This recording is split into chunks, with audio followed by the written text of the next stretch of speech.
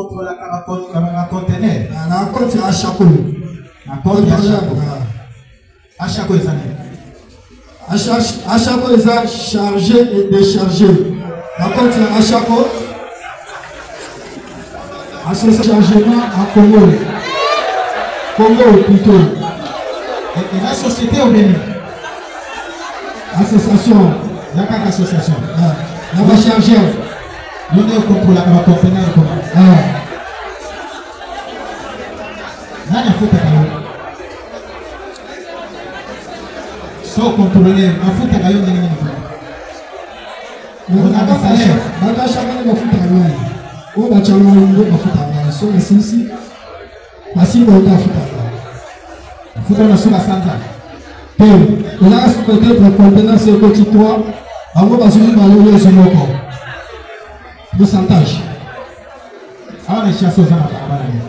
Ana Lemba Livulu. Lemba Livulu. Barabara nini? Mwana Wuto. Ameni mwana Wuto. Numéro combien? Numéro 55. Numéro 55.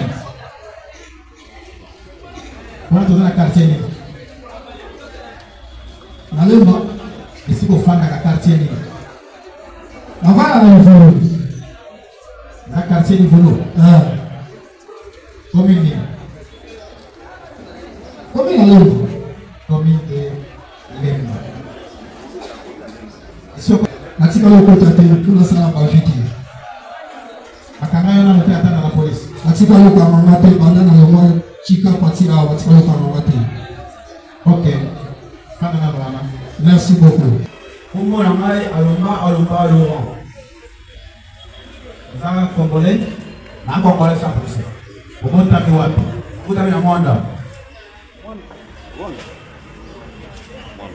La date ni 24 avril 1995. 24 avril 1995. Papa na yo Kongo nani? Alomba. Alomba nani? Alomba. Thérèse Bantou. Azana momo. Azali. Obala. Bala te na buka. Azana bana boni. Ibale. Keni ndio bana. Bala te kwa na propriété ya mwana bala te. Ozani na Kongo. Ikapenda kumote. Sasa mama yeye ombe na uvungu. Mboka bisika Kongo lo kazali. Uvungu. Uvungu. Ezana secteur ni. Secteur ya Okulungu. Okulungu. Territoire Katabo. Katabo Kongo. Ezana province ni. Oya Sankuru. Sankuru. Coopérant. Coopérant na nini? Tambusa ba mapapa. Kotambusa mapapa. Ya Mungu. Ya yomoko. Kama una kiza ndo nasoma na mkina tambusa kwa nini? Osomi wewe mapapa na zando. Wali kotambusa. Leo kika kana ndio wana. Ndio wana.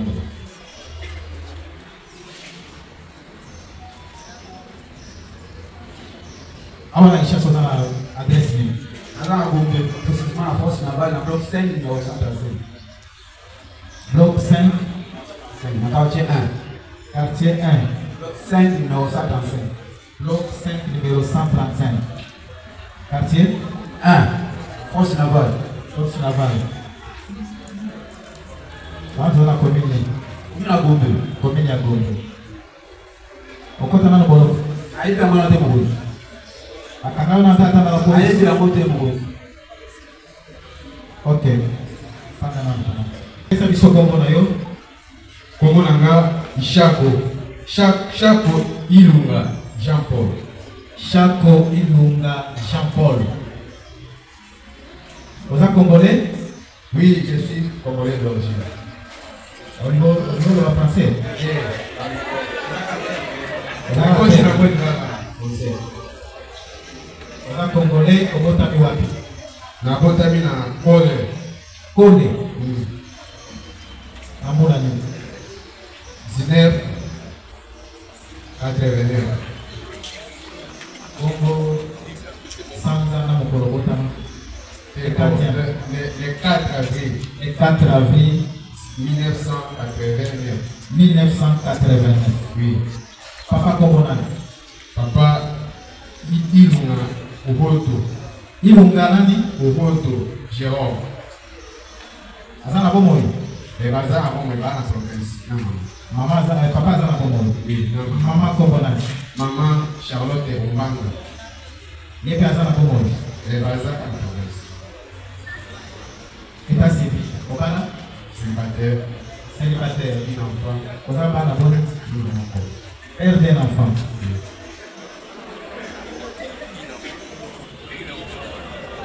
Ça va. Ye akela tena mwana. Awa pena. Akena na mwana.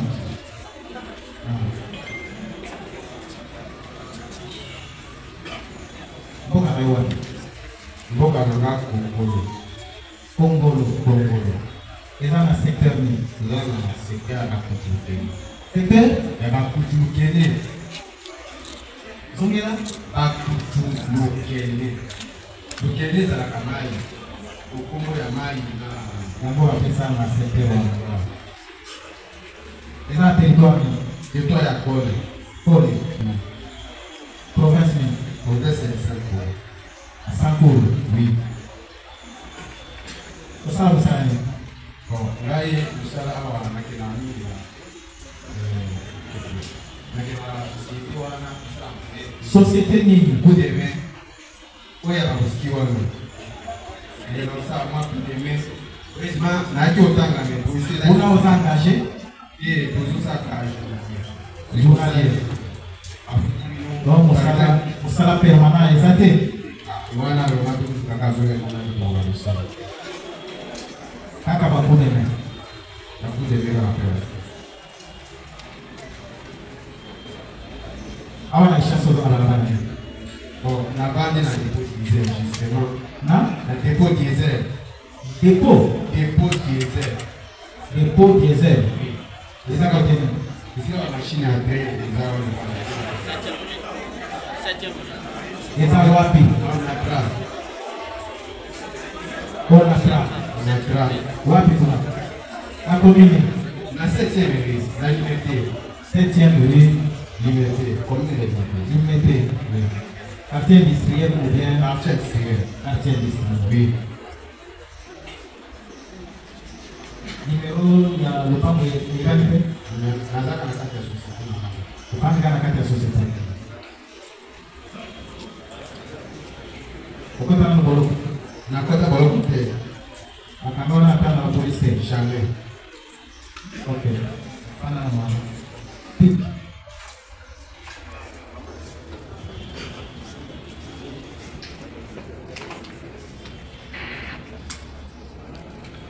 Pesa biso kombo na yo? Wembo placé. Wembo nani? Wembo placé. Wembo plastique. Wembo placé. Wembo Pia CD. Oza Kongole? Na Congo. Obotami wapi? Ika na Congo. Obotami wapi? Obotami ana Congo. Kongo eza monene, obotami na Kongo mobile. Obotami na Masina. Masina. Masina wewe ya Kinshasa. Obotami awa na Kinshasa. Adate nini? Kongo mokolo na sanzo obotama. Yo fetaka anniversaire te? Fetaka l'hôtel? Olobi obotama mbula nini? 1986. Papa kombo nani?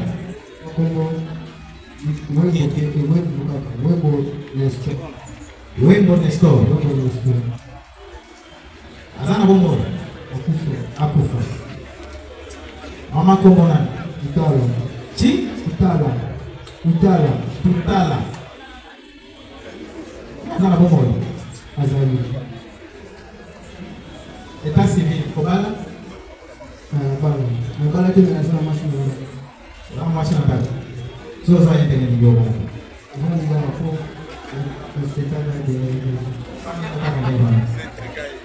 Oza na bana bona?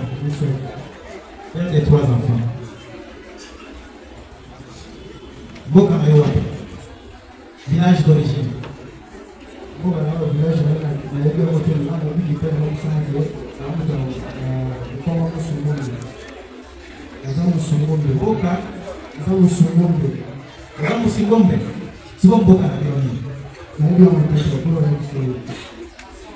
secteur au territoire.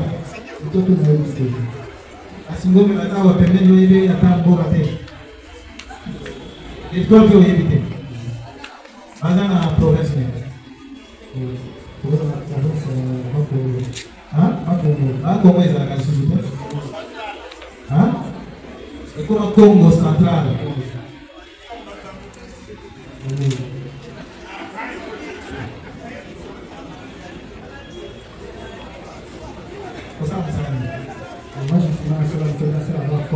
Musala nini? Musala tu tunasema kwa kwa maana baya na wao tukuonekana kama mama Yesu kwa sababu Simba bien micro, tu sais au matin? Ndio musala tu musala na chama de baya na wao sio ndio kwa kabuni na sio kwa ndio na pesa na kwa kita micro. Ndio musala tu chama de baya na wao sio kwa kabuni na kwa pesa na moja ndio kwa pesa na wao pesa. Ndio na musala tu. Você na gaveta kwa você na sua zona na pesa na fica na kwa só que joga na pesa yote olha ndege quando a toda menina azul a pessoa se lê mais para ser para eu tô tendo no bolo não betul até na polícia na caio na pesa agora por isso vai ok oui mais tu assistais quel prévenu Jean-Marie Essengo, Baron Iquinou, conjointement.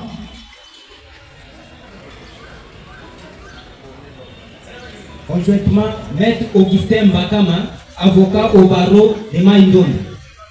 Baron de... Oui. Pour le compte de tous les partis civils, Maître Marcel Mokenge, avocat au barreau de Kinshasa Matete.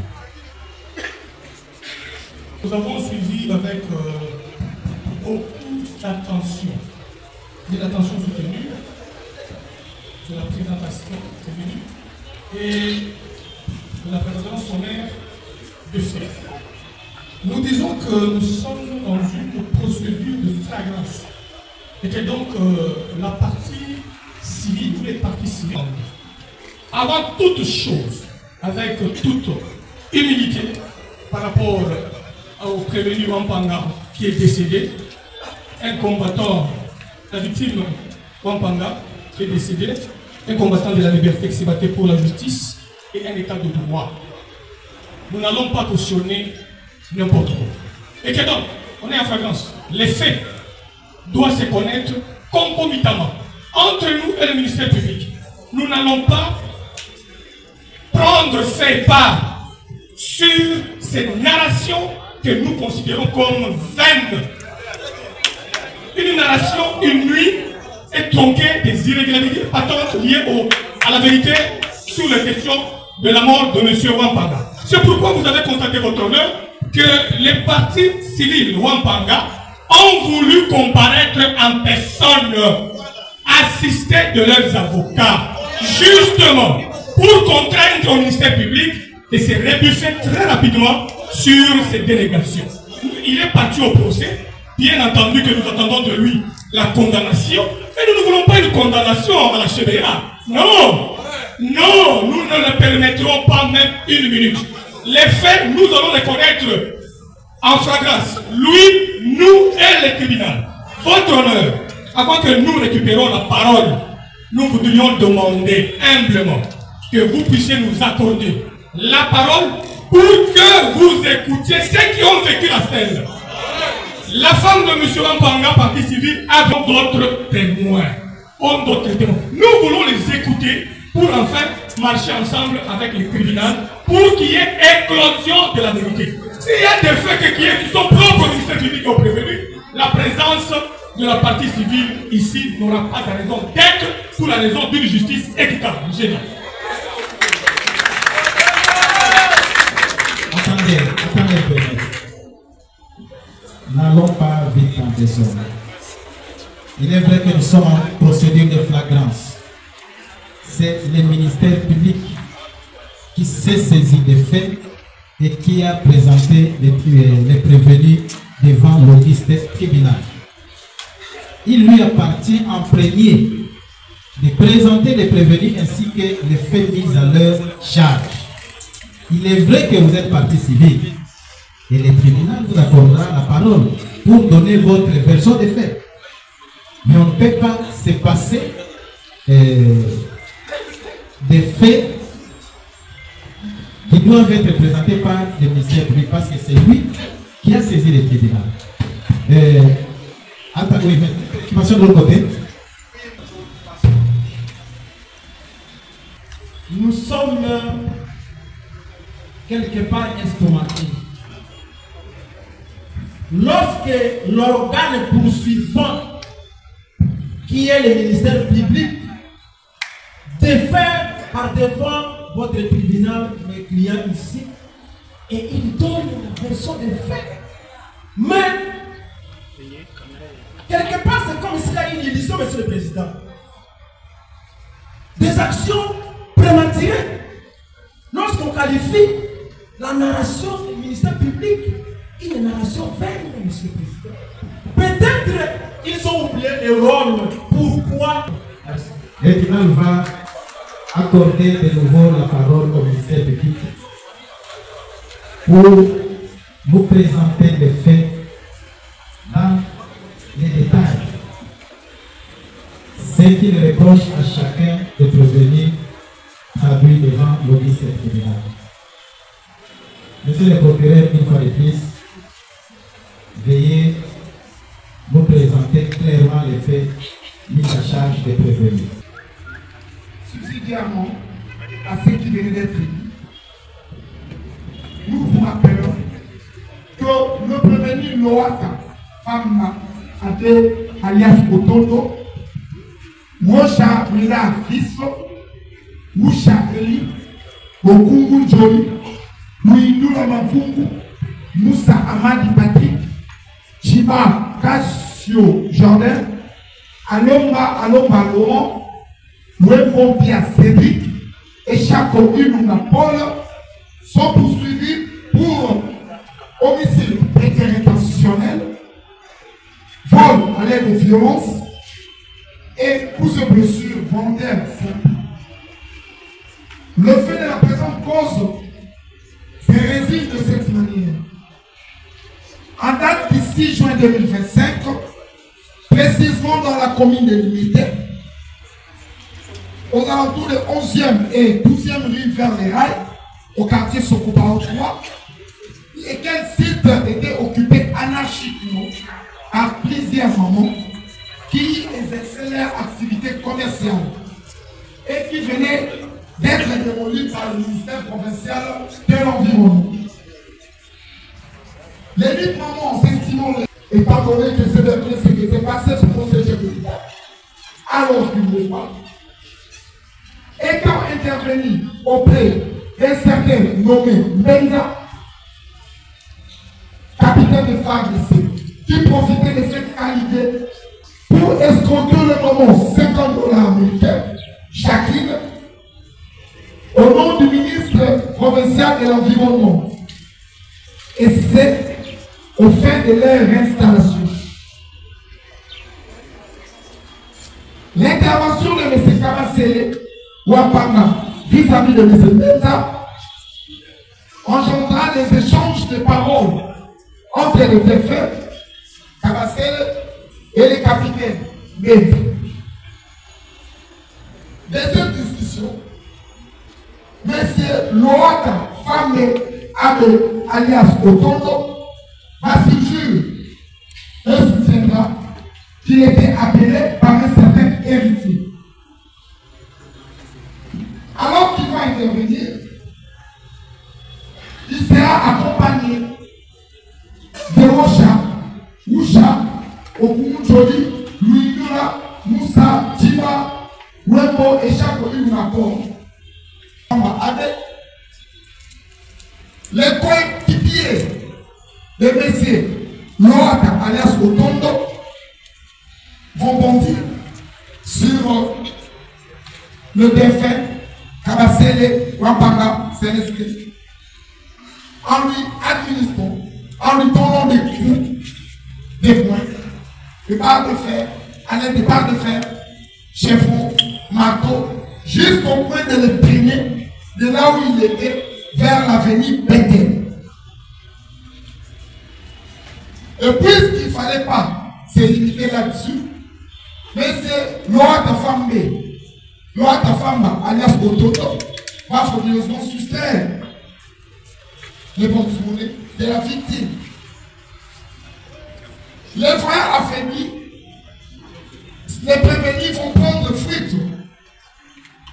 Et que quelques temps après, pendant que le nommé Kabasele était en train de se tordre de douleur, il se retourna en gémissant au sol.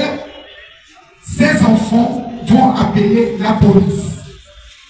La police qui a acheminé M. Kabasele à l'hôpital de proximité. Et de cet hôpital, M. Kabasele a rendu là.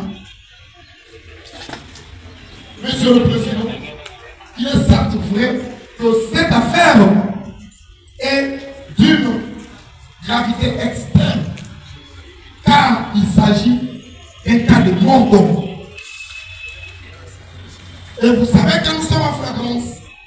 Le ministère public parle devant vous, à quelques faits qu'il vous a présentés, et attend aussi de l'instruction, une complémentarité de l'instruction qui va aussi l'aider à donner son réquisitoire dans les temps qui suivent. Mais le bref des temps que le ministère public a eu, c'est de cette manière que le ministère public a su comprendre le fait tel que soumis et enquêté dans ces brefs délais. Il vous plaira, Monsieur le Président, nous sommes aussi d'avis avec la partie civile que les partis qui ont assisté, les partis qui ont fêté la manière dont le fait se sont déroulés, puissent être invités et nous dire tous la vérité, rien que la vérité, et de cette vérité, nous suivons ces chemins pour soutenir l'accusation, nous avons dit. Vous avez parlé de l'homicide prétérintentionnel, vol à l'aide de violence et coups et blessures volontaires. Simple. Oui. Les coups et blessures volontaires. Merci, Monsieur le Président, de la parole que vous nous accordez. Avant toute chose, faisant mien le propos tenu par devant le tribunal en ce moment précis, c'est pour besoin d'ordre public, mission qui relève de la compétence du parquet que nous sommes. Par ailleurs, il faudra noter, puisque cette partie parle de la flagrance est une matière spéciale. Spéciale par le simple fait que et les ministères publics et la partie civile et les juges découvrent le fait en même temps. Nous venons avec des bribes d'informations, avec de lambeaux d'informations qui doivent être recollés devant votre tribunal. Et j'estime que déjà d'entrée de jeu, commencer à danser sur les propos tenus par le ministère public risque d'entraîner des regrets au regard de la suite de l'instruction. Le tribunal a posé la question de savoir quels sont les faits reprochés à chacun des prévenus. Monsieur le Président, nous catégorisons les faits en deux groupes. Premièrement, il y a des actes qui ont été commis par tous les prévenus.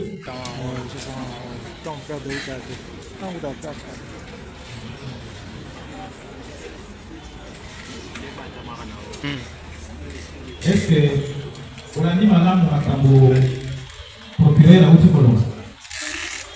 Français n'a eu beaucoup de comprendre madame. Au bien gaïna ni bon aboma. Ok. Procureur a poussé à l'obibo. Akangaki bino pambate. Bino awa na ville ya Kinshasa. Ezalaki mokolo ya vendredi le 6 juin. Bino nyonso ndenge boza wana bobetaki motu oyo akombo ya Kabasele. Obeti mapete mamarto makofi nyonso et sima kobeta ye ayebaki akokufa. Ya mibale wana alobika kapona Lohata. Lohata yo sima ya kobeta mowe oyebaki susu kozwa portemone na ye ezalaki na mbongo na ye na kati na biloko nyonso yo ozwaki yango mpe na yo. Procureur alobi lisusu boye bino nyonso ntango bana ya mowe baye kointervenir bino bobalukeli bango bolandi kobeta bana wana. Alobi bana wana baza mpe awa tokoyoka bangoka na mingi te nde makambo bakangeli bino ko bamemeli bino awa na mopuse eza yango wana. Est-ce que vous comprenez wana? Bolandi? Ok. Tobandi na Lohota. Lohata.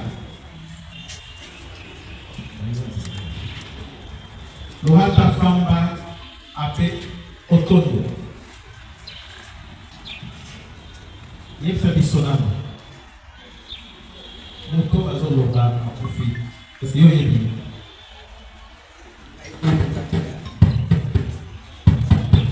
Wapanga.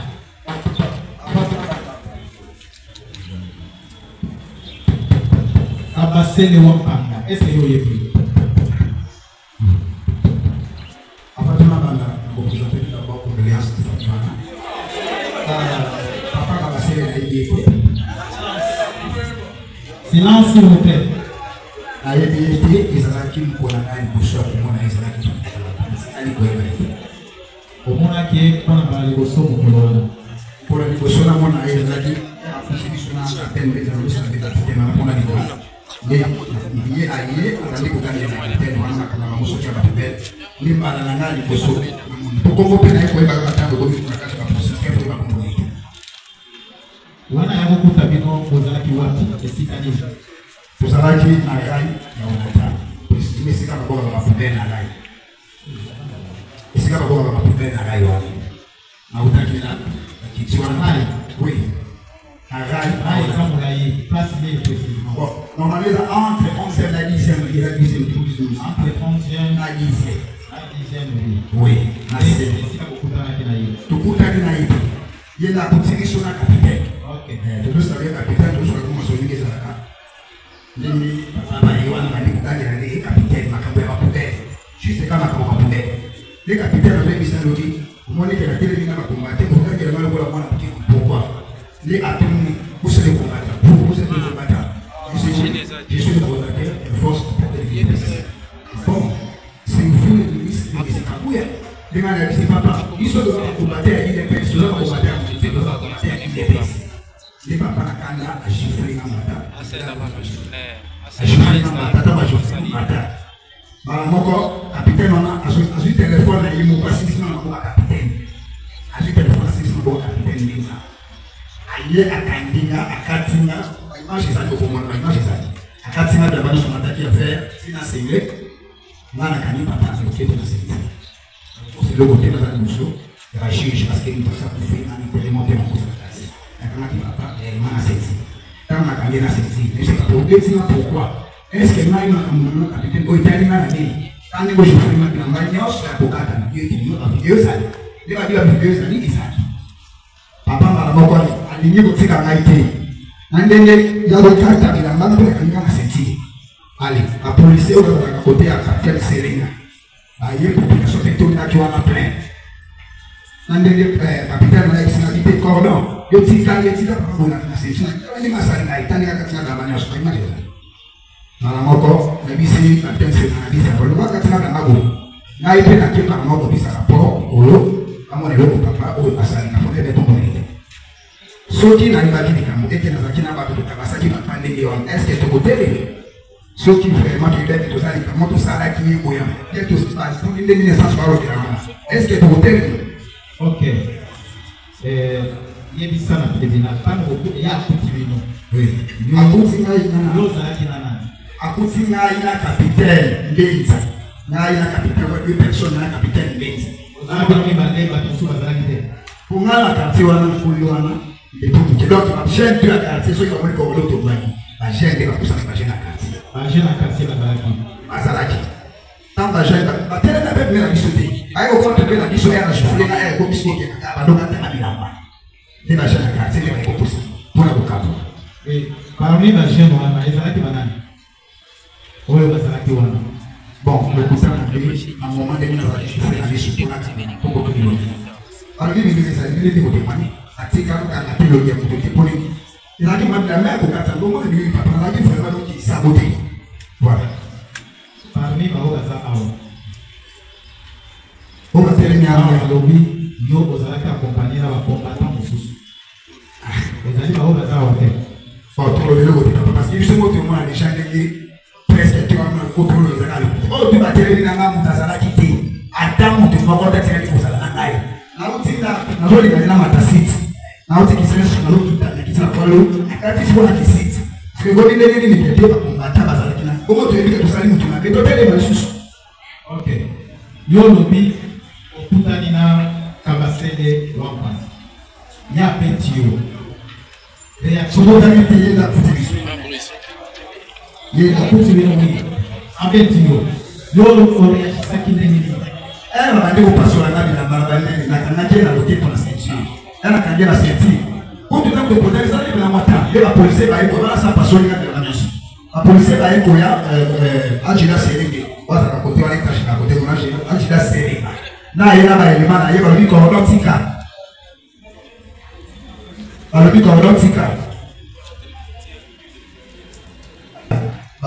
Adida Sénégal. Voilà papa vivant. Donc Adida na papa de la Tikani wana na ke kufunga.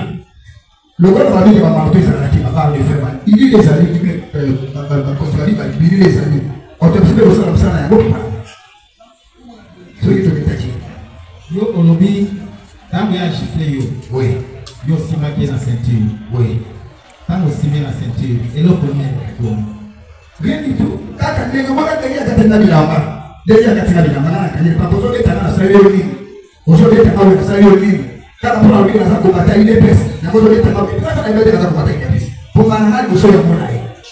Na ngani bozo ya kumona ya pego na kumbo na ngo kwa shi. Mwana na bozo ya bona na so.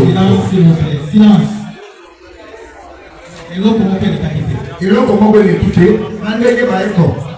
Apa ko bozo na ngani aye kokufa tikala kina maboko ya masoni kati ya wale milioni ya dola masoni yeye kwa maana akuta kaina leta masoni kwa sababu kwa kwa ndio sana kwa kolego matana kutakiwa na kipapa kwa wale nasema na segula mwe natikie na Adida Sénégal. Il paraît que Adida est dans l'hôpital, ceux qui ont kufa na hôpital. Na vraiment na dit natikie mtu na nini na est-ce que la boîte na base na côté. Pour la police va y avoir la base. Est-ce que vous reconnaissez que mon tout haut est aussi bâti dans la côté? Oui, avec la kilo. Si moi, mon bouquet a pu faire. Là, la tigale ko ba bote bo na tigale vivant na boko Adida. Atiki vivant, papa vivant na boko Adida Sénégal. Et puis na ici Adida la vie na la ke funda na base. De la ke na ki wala ke funda. Monsieur le Président. Merci, Monsieur le Président, la parole nous a accordée. Monsieur le Président, pour vous aider de bien acheminer avec vos questions, comme nous sommes avec M. Otondo, vos questions ont tiré notre attention lorsqu'il dit que afin qu'il vous salle l'Européen. Est-ce que M. Otondo parle devant vous? Peut-il confirmer, avoir dit devant nous, que Topotanaki, quand nous papa Jifaki n'a eu matin, la carrière à l'autre Topotanaki. Parce que maintenant il dit que la salle était l'autre. Mais devant le parquet, il avait dit Topotanaki. Topotanaki n'avait dit quoi dans son intention? Alors, on va dire pour les bouchons, le papa Jifaki n'a pas de la bagage, à Kakaki et à ceinture.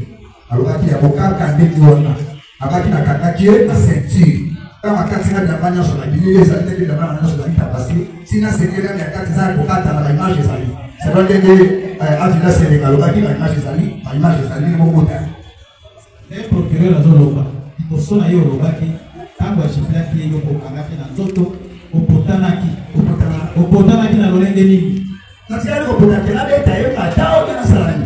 Papa, nana lobaki na ngozi kwa tabata kwa sabisa na ndiyo. Wale autopsie zali kutala ese shodi mtu anakufa kidengeni.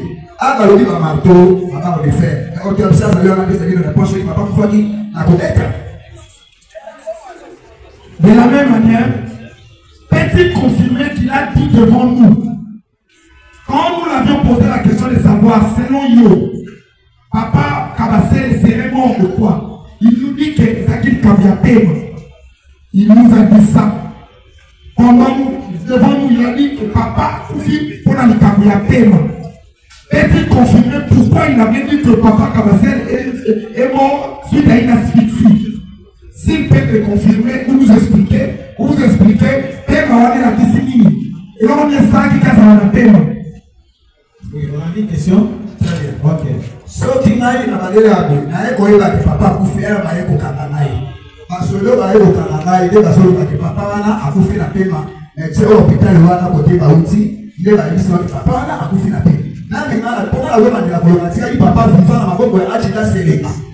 Atiki papa viva na maboko ya Ajida Selenga. Na ne ba ko ba na hospital. Ko foko tuna ne mutani ba na hospital ke akidele kufa ngenge ni ngana kwenda nini. Oyo ba basolo ba, ba busolo kana ki kwa basolo na ngana yoka ki. Yé na maboko ya Ajida akoma kidele. Na maboko ya Ajida peo kwa biso na yeye. Kuna mapasho kama bana soka kanya na seti. Mutako kwa biso Ajida wana ile imana hii. Ngana lakini Ajida na udi bana ke kufunga na basi. Awe komina ba rapport tout monde mutu ko kabase bo sali ma ko porte ko so to témoigner hata mona yango atana sa ibo. Yiki sana peka papa. Hata ko so to témoigner mutu ko sali ma bi. Et puis na ke pesa mo ko la police. Bon, ils ont déjà passé à Koufi, à Takomi Koukou, on a légué la banque pour changer un légué là-bas. Allez-y, monsieur le président. Oui, monsieur le président, c'est aussi une suggestion, puisque lorsqu'il était en train de tabasser les véhicules, Papa Kabasele, mais c'est l'adjudant, le commandant du lieu, était intervenu. Elle a demandé, pendant qu'il est à niveau haut, est-ce qu'il reconnaît qu'on a posé cette question par le commandant Sélé? Voilà, il est là. Très bien, président. Ajida Sélé, la chose est qu'on a été dit que le mandat au de voir ma juge. Ajida a commis Corona, ma camouille, ça l'a quitté papa. Ça veut dire, le roi Moutassa Koufi a commis Corona, ça l'a quitté. Moutassa dit, c'est ma camouille à marteau. Baron de fer, chevaux, c'est Ajida Sélé. Alors, il y a des amis. Comme ça, il y a des témoins. Les gens qui doivent être dans le bureau, ou bien la Zaraki na Yango. Ça veut dire que papa qui sera la Zaraki na Matou, la Zaraki na Matou. Quels sont les gens qui ont été parce qu'il y a des gens qui ont été corrompus, qui ont été futur. Les gens qui ont papa.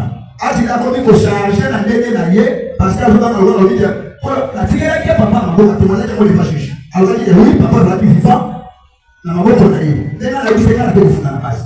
Les gens qui ont été dans l'hôpital, les gens qui ont été dans l'hôpital, merci, monsieur le président. Pour finir, nous allons vous suggérer, comme l'adjudant en question est là et qu'il a vu en train de les tabasser, si le tribunal peut profiter de l'occasion pour que l'adjudant nous dise pourquoi il avait dit au BTS sur un niveau haut pour la mine. Cela va vous édifier encore davantage. Merci. L'adjudant est dans la. Attendez, monsieur le greffier, que les tribunaux le sont. L'adjudant, c'est le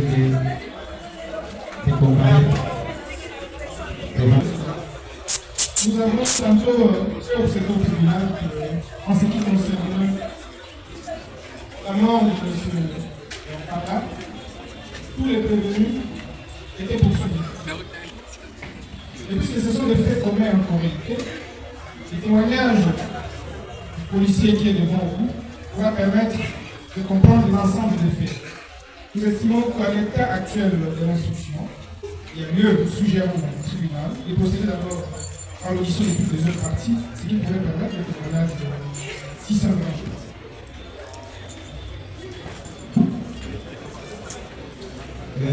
Le tribunal estime que ça ne va pas déranger la suite de l'instruction. instruction.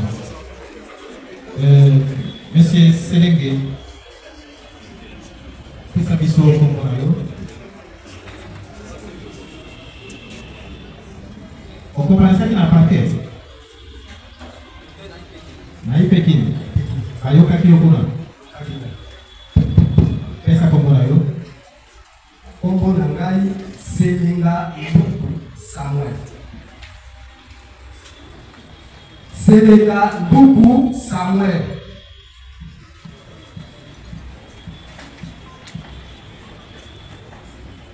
Aza congolais. Aza congolais. Papa congolais, maman congolais. Père et mère. Okotami wapi? Nabotami na Kenila. Nakati nini? Nabotami le 11/6/74.